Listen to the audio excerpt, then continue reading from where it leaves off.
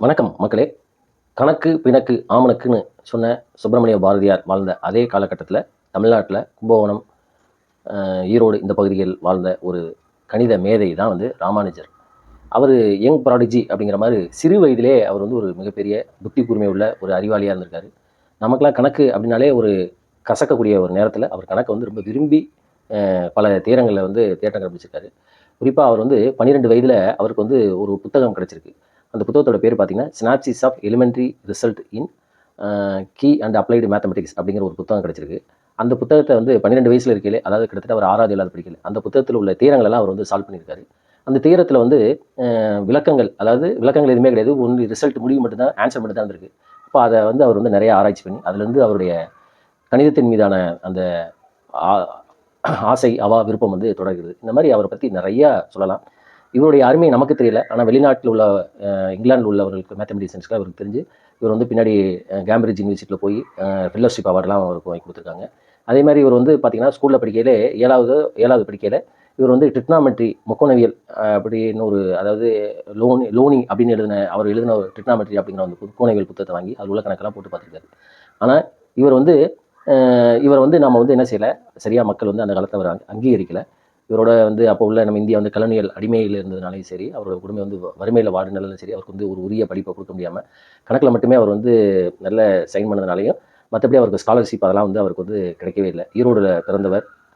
பின்னாடி அவங்க குடும்பம் கும்பகோணத்துக்கு ட்ரான்ஸ்ஃபர் ஆகுது. சாரங்கபாணி தெரு அப்படிங்கிற தெருவில் தான் அவர் அங்கே வாழ்ந்துருக்காங்க. அவங்க குடும்பம் அங்கே 6வதுலேருந்து 12வது வரைக்கும் அங்கே உள்ள டவுன் ஹை ஸ்கூல் அப்படிங்கிற இன்றைக்கி அந்த ஸ்கூல் இருக்குது, அந்த ஸ்கூலில் தான் படிச்சிருக்காரு. பின்னாடி அதே கும்பகோணத்தில் கவர்மெண்ட் ஆர்ட்ஸ் அண்ட் காலேஜ், அரசு கலைக்கல்லூரி அப்படின்னு ஒரு காலேஜ் இருக்குது, அதில் டிகிரி வாங்கியிருக்காரு.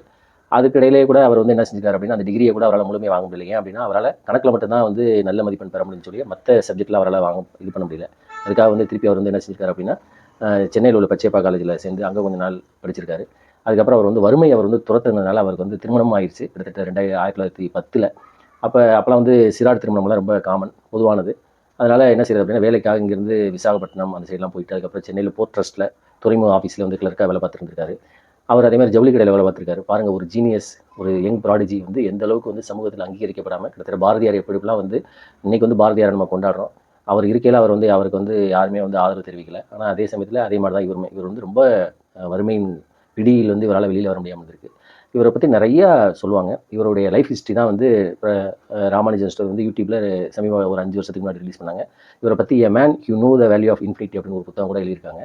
அதே மாதிரி இவர் ஒரு ஆரம்ப காலத்தில் ஜவுளி கடையில் வேலை பார்க்கல, அந்த ஜவுளி கடையில் பேப்பர் ரேப்பர் வரும், அந்த ரேப்பரை இவர் சும்மா இருக்கல, அந்த ரேப்பரில் கிறுக்கு வரான். அந்த கிறுக்கின பேப்பருக்கான விடைகள் இன்ன வரைக்கும் தெரியல அப்படிங்கிறாங்க.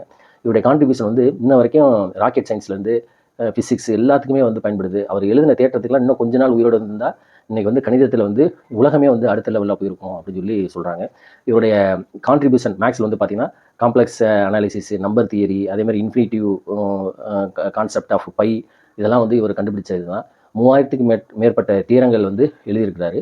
இவர் இவருடைய உடல்நிலை சரியில்லாதனால ரொம்ப சொற்ப வயசில் 32 வயசுலேயே இறந்துட்டார். அதுதான் ஒரு மிகப்பெரிய இழப்பு. இவர் உயிரோட வாழ்ந்த உயிரோடு இருக்கும்போதே இவர் அங்கீகரிக்க முடியல. அதுக்கப்புறம் அவருடைய கூட இருந்த ஹென்றி அப்படிங்கிறவர் தான் இவர் அங்கீகரித்து, ஹார்டிங் அப்படிங்கிறவர் அங்கீகரித்து, இவர் அவர் லண்டனில் இருப்பார். அந்த ஹார்டிங்க்கு கடிதம் எழுதுவார். இவருடைய அந்த ஜீனியஸ் இதை பார்த்து இவர் அங்கேயே லண்டன் கூட்டு போய் அவர் அங்கேயே தங்க வச்சு, அவர் அந்த கேம்பிரிட்ஜ் யூனிவர்சிட்டியில் ட்ரினிட்டி காலேஜில் படிக்க வச்சு, அங்கேயே ஃபெல்லோஷிப், ராயல் ஃபெல்லோஷிப் அந்த இதெல்லாம் முதல்ல வாங்கி கொடுப்பாரு. இந்தியாவில் அந்த ராயல் ஃபெல்லோஷிப் வாங்கின முதல் இந்தியர் ராமானுஜர் தான். இதெல்லாம் வெளி உலகத்துக்கே தெரியாமல் போயிடுச்சுன்னு வச்சுக்கோங்க. இன்றைக்கி சோசியல் மீடியா, சமூக வலைதளங்கள் இதெல்லாம் வந்ததுனால இன்றைக்கி ஓரளவுக்கு அவர் வந்திருக்கு. அவர் எதுலேயுமே அவர் கணிதம், எண், நம்பரை பற்றி அவ்வளோ ஆராய்ச்சிகள் பண்ணி தேட்டங்கள்லாம் உருவாக்கியிருக்காரு. அதனால தான் இவர் காம்ப்ளெக்ஸ் அனாலிசிஸ் அப்படிங்கிறதெல்லாம் நம்பர் தியரம் இதெல்லாம் ரொம்ப எக்ஸ்போனண்ட்டாக இருந்திருக்காரு. நம்மளை பொறுத்த மட்டும் ஐன்ஸ்டீன் மட்டும் தான் தெரியும். இன்றைக்கி ஐன்ஸ்டீனுக்கு முன்னாடியே ஒரு மிகப்பெரிய ஜீனியஸ் யார் அப்படின்னா கணித மேதை ராமானுஜன் தான். இவரை பற்றி ஒரு சின்ன ராமானுஜன் நம்பர் அப்படின்னு சொல்லுவாங்க. இந்த ஹார்டிங்ஸ் ராமானுஜன் நம்பர் அப்படிம்பாங்க. அது என்னன்னா 1729. ஒரு சின்ன உதாரணம், ராமானுஜனோட ஜீனியஸ்க்கு இது ஒரு இது 1729. அது என்ன நம்பர்னா, இந்த நம்பருக்குள்ள சிறப்பு. இது அதாவது அந்த இங்கிலாந்தில் அவர் உடம்பு முடியாமல் வீட்டில் இருப்பார். அப்போ இந்த ஹார்டிங்ஸ் அவர் வீட்டில் பார்க்க வருவார். பார்த்துட்டு அவர் வழி அனுப்ப வெளியில் வரல. ஹார்டிங்ஸ் ஒரு புதுசாக ஒரு கார் வாங்கியிருப்பார். அப்போ அந்த காரோட பிளேட்டில் இந்த 1729 எழுதியிருக்கும். அப்போ இவர் பார்த்துட்டு, ஆஹா, நம்ம அருமையான நம்பராக இருக்கே அப்படின்னு சொல்லி ராமானுஜன் ஹார்டிங்கிட்ட சொல்லுவார். இது என்ன, எனக்கு பிடிக்கவே இல்லை இந்த நம்பர் அப்படிம்பாரு. என்ன இப்படி சொல்லிட்டீங்க, இந்த நம்பரோட ஸ்பெஷாலிட்டி உங்களுக்கு தெரியல அப்படிம்பாரு.